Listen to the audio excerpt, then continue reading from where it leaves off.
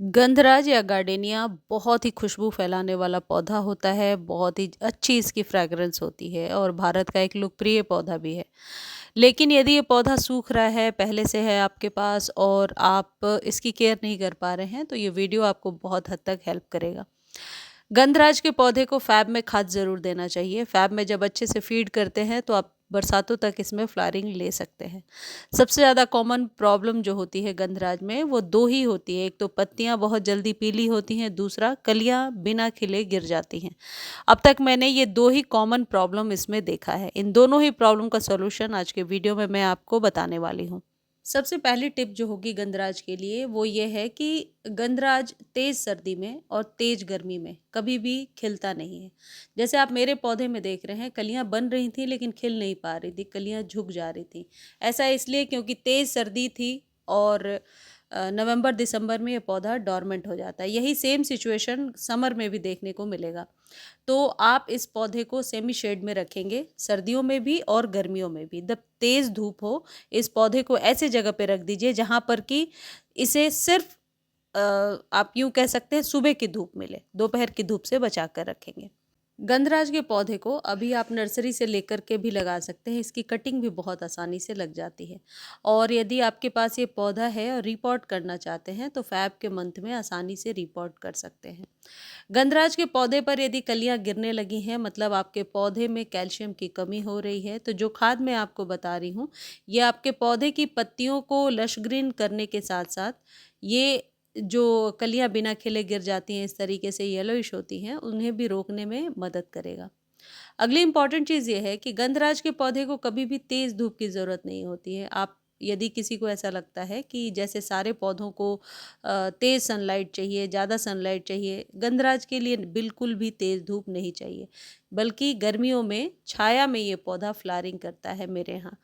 और मुझे लगता है आपके यहाँ भी यही सिचुएशन होगा। तो कई बार यदि पौधा सूख रहा है गर्मियों में तो उसे आप तेज़ धूप से हटा कर रखें, लेकिन अभी फैब में आप इसे सेमी शेड में रख सकते हैं, सुबह की धूप दे सकते हैं। अब इस पौधे में न्यू शूट्स लेने का टाइम भी हो गया है, नई कलियां आने लगी हैं। और यदि आपके पौधे में फंगस भी लग रहा है तो ये जो खाद है ये फंगस या ब्लैक माइट से छुटकारा देगा। तीसरी इंपॉर्टेंट चीज़ है जो मैं करके आपको दिखा रही हूँ, ये है कटिंग प्रूनिंग, जो बहुत ज़रूरी है। अभी आप गंधराज में कटिंग प्रूनिंग कीजिए और यदि जो लीव्स ओल्ड हैं और येलोइश दिख रही हैं उन्हें मैनुअली आप कट करके हटा दीजिए, तभी नई पत्तियां आ पाएंगी। और जब फ्लावरिंग आपके पौधे में होने लगेगी तो इसमें डेड हेडिंग आप ज़रूर करना। डेड हेडिंग कहने का मतलब है खिले हुए फूल जब येलोइश दिखने लगें तो उन्हें कट ज़रूर करना है। अब चौथी सबसे इम्पॉर्टेंट चीज़ है जो मैं करके आपको दिखा रही हूँ, ये है डीएपी के दाने।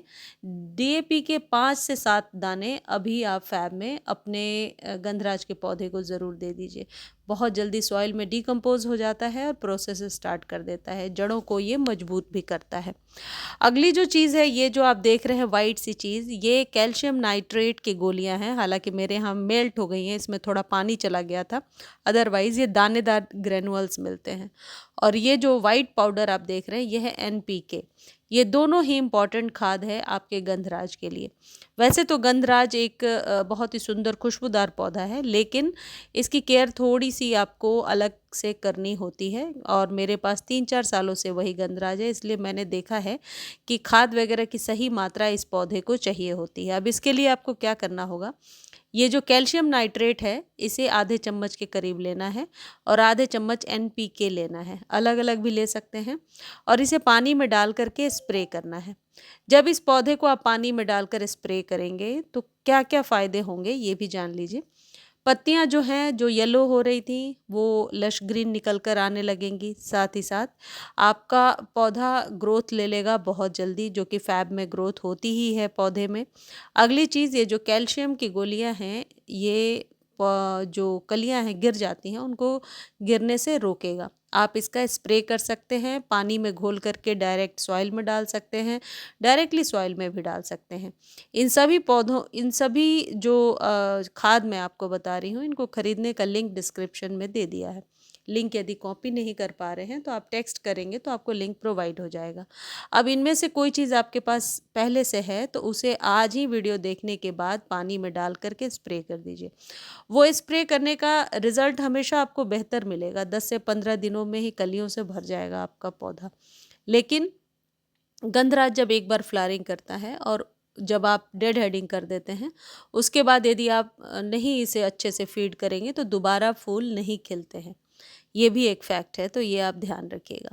गंधराज के पौधे को पानी डेली चाहिए, मिट्टी को मॉइस्ट रखना है। मॉइस्ट रखने के लिए आप वेल ड्रेन सॉइल बनाइए, और यदि इस तरीके से फूल मुरझाए हुए हैं और इन्हें यदि आप पौधे में ही छोड़ देंगे तो आपका पौधा निश्चित तौर पर सूखने लगेगा। गंधराज पर अभी अच्छी ग्रोथ लेने के लिए ये जो कैल्शियम है और जो आपको एनपीके बताया है मैंने, ये बेहतरीन खाद होता है।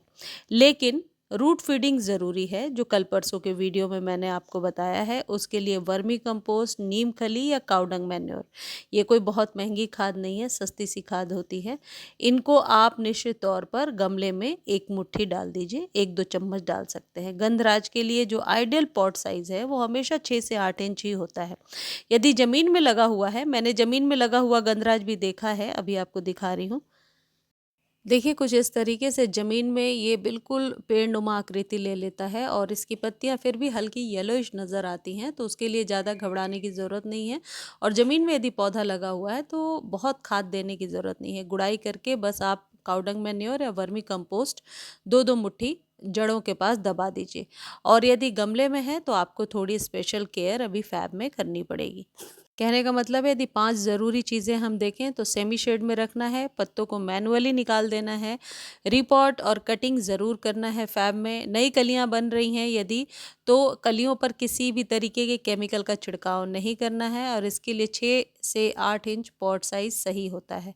और ये जो खाद मैंने बताए हैं, कैल्शियम नाइट्रेट की गोलियां, एनपीके, ये आपको हर एक 15 दिनों पे रिपीट करना है। इसे ज़रूर दीजिए, इससे आपको निश्चित तौर पर फ़ायदा होगा। और गमले में आप रूट फीडिंग कर दीजिए किसी भी तरीके के खाद को जो आपके पास है, जो अक्सर आप देते हैं। यदि कुछ नहीं है तो मस्टर्ड केक वाला फर्टिलाइज़र ही डाल दीजिए। इससे आपके पौधे की ग्रोथ अच्छी हो जाएगी, और फैब में पौधे को एक बार अच्छे से फीड करना ज़रूरी होता है। मुझे उम्मीद है वीडियो आपको अच्छी लगी होगी। धन्यवाद।